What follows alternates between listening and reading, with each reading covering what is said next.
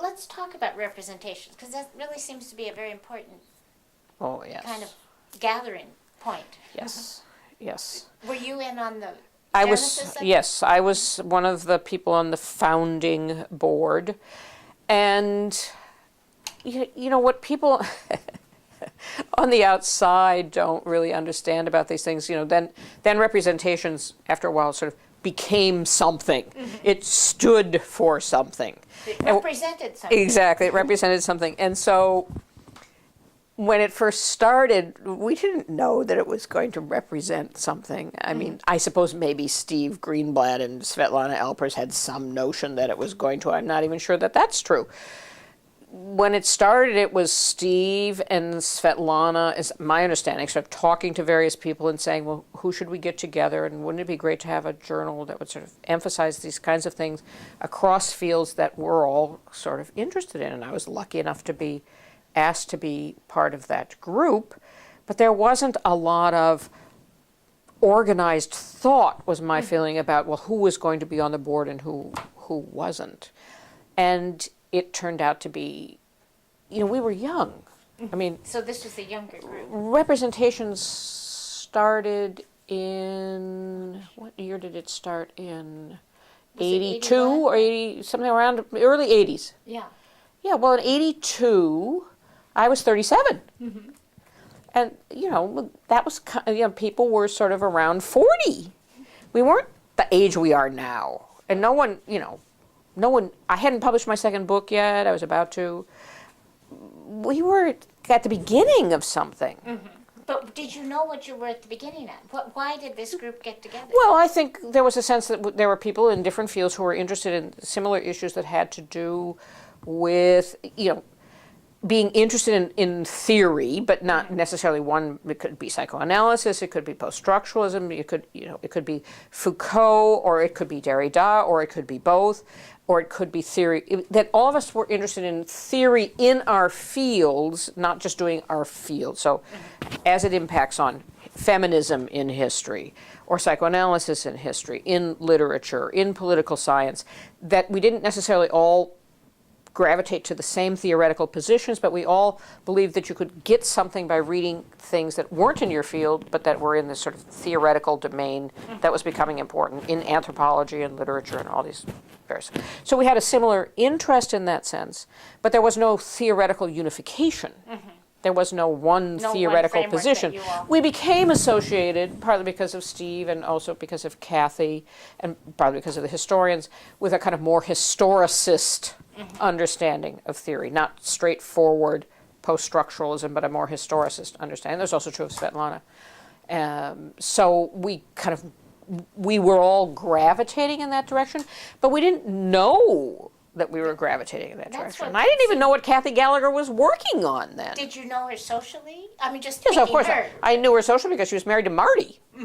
Okay. That's why I knew her socially. But Marty wasn't on representations. So I didn't really know what Kathy was doing until all this began to come out from being on the board. I mean, I knew what Steve worked on, but Steve had not published as much as he later was then going to publish. It wasn't as clear what his position was going to be either. So, it was a process where we were all just getting together, and it was fantastic. And Randy Starn was on it, and he was a little bit older. He was a little bit older, and Mike Rogan was a little bit older. But there weren't that many people. Svetlana was a little bit older, but there weren't that many people. And Paul Alpers was on it too. There aren't that many people who were that. There was a kind of really younger people and slightly older people. But Randy had always been somebody in the history department who was interested in the theory question, unlike most of the other people in the history department. So it was great. What can I say? I mean, we were just I was incredibly lucky, first to get the job at Berkeley, and then to be here at a time when there were just incredibly exciting interdisciplinary things going on, and in which we all actually got along incredibly well together.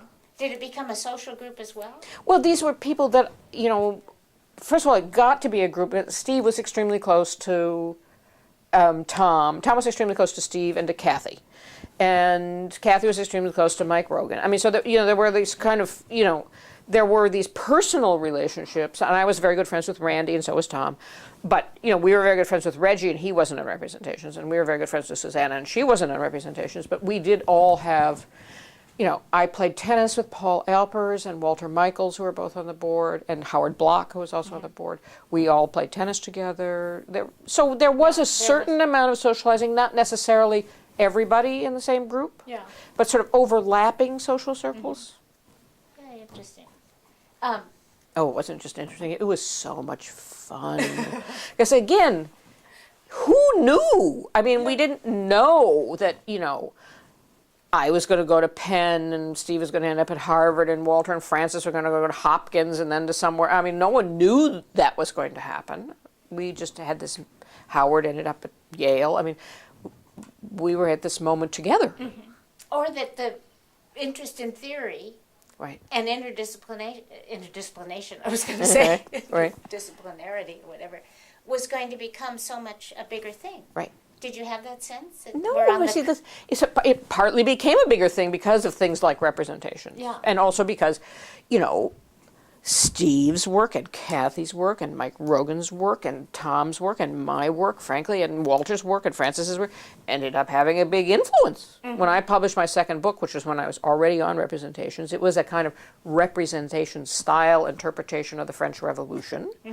And it became it kind of brought, people in French history kind of saw it as the exemplification of this kind of thing. Similarly with Tom's Making Sex, or various of Kathy's books, and certainly various of Steve's books, we then ended up having a much more defining role in our disciplines, but we didn't know that in 1982. My book didn't come out until 84. Can you actually, I was going to ask you this tomorrow, but can you kind of trace how these ideas worked their way into how you were thinking about the French Revolution?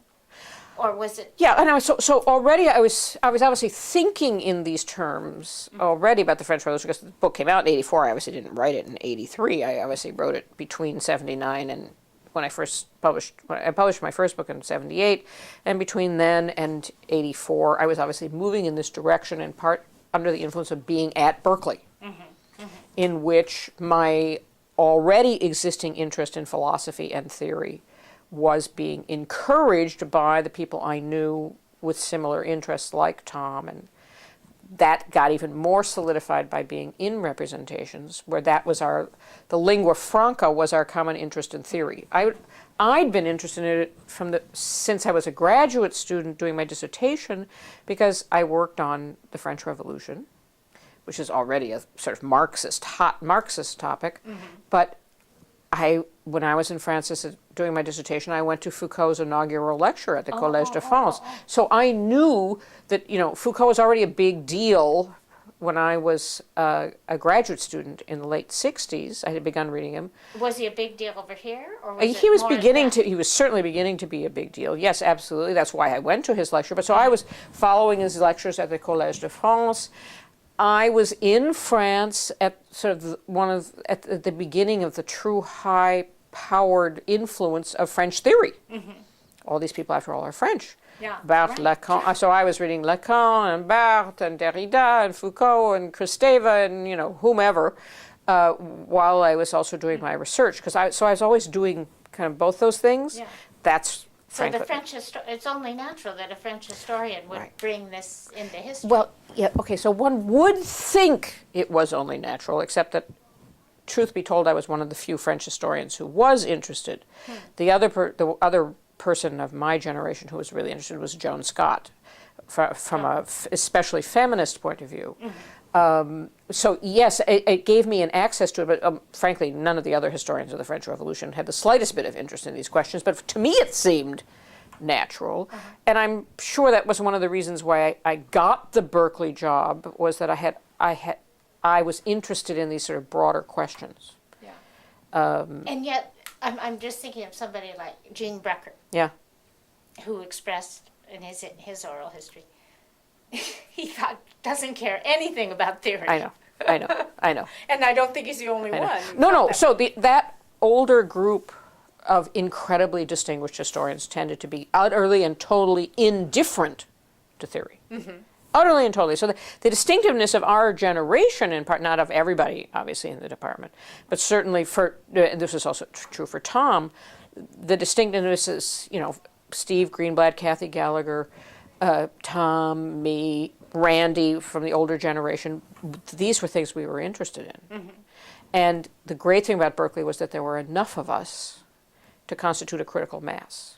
Because if I'd been someplace else, I would have been the only one. A critical mass, and also it appears that the older generation accepted. Exactly. Well, they were indifferent to theory, but they weren't hostile. I mean, they weren't like, who do you think you are? So I remember with Vicky having things with Neil Smelzer where and Paul Rabinow was part of that group. He was also part of Representations. And we would discuss Foucault, and Smelzer and the older generation would be sort of like, what is this? But they wanted to do it. So in Neil's case, he said, I want to know why you care about this. Yeah. And so we were not discouraged. Here, this was an extremely helpful, encouraging atmosphere from that point of view of pursuing things and seeing where they would lead. Openness. Natalie describes an Yeah. openness. Oh, absolutely. And then having people my own age who had similar interests was just, it was absolutely fantastic. I mean, we didn't spend a lot of time sitting around feeling it was absolutely fantastic because we were worried about getting tenure, we were worried about doing the next book, we had all our teaching to do, we had our graduate students, we had departmental fights about hiring new people, so it's not like we were sitting around thinking we were just having the greatest time of our lives all the time, but looking back on it, it was like, oh man, we were so fortunate. Oh,